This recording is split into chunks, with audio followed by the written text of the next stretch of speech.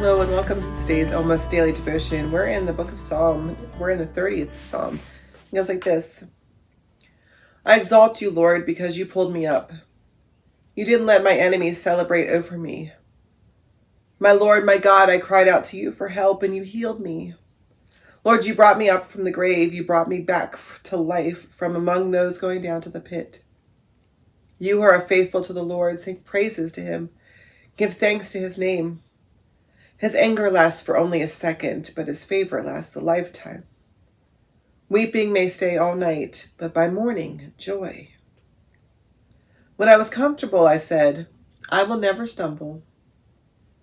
Because it pleased you, Lord, you made me a strong mountain.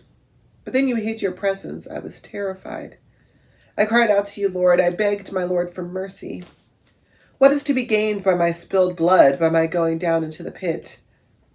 Does dust thank you? Does it proclaim your name? Lord, listen and have mercy on me. Lord, be my helper. You changed my mourning into dancing. You took off my funeral clothes and dressed me up in joy. So my whole being may sing praises to you and never stop.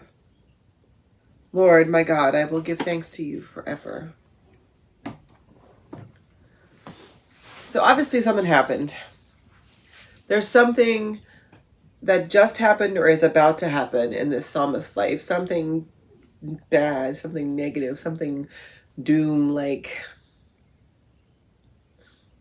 Something is worrying him, this writer. It's something that is overwhelming, that is overshadowing everything. And it's almost as if he's trying to convince God not to let the thing happen. You catch halfway through the psalm, a little more than that, the psalmist says, what do you got to gain by me going down to the pit? I mean, come on, that's nothing. Why do that? It's almost as if he's trying to convince God not to let the thing happen. But in the end, what the psalmist relies on is God's faithfulness in the past. Now, there's this theological word that we use called God's providence, and it's the idea that God takes care of us, that God looks out for us, that God has a plan, a purpose, has our best interests at heart, that God carries us through life, through the good and the bad. And the psalmist here is reminding himself that God has been good to him in the past, that God has shown up, has been there for him in the past. And so there's no reason for him to expect God won't be there in the future. That's providence. That God cares enough about this person to listen and to hear what he's speaking, to guide him into the future with safety, with purpose, with clarity. And so he doesn't need to be afraid of whatever is about to come. God's not going to abandon him even to the pit.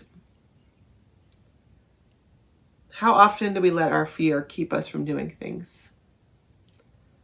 Keep us locked in, to keep us buried in the dirt?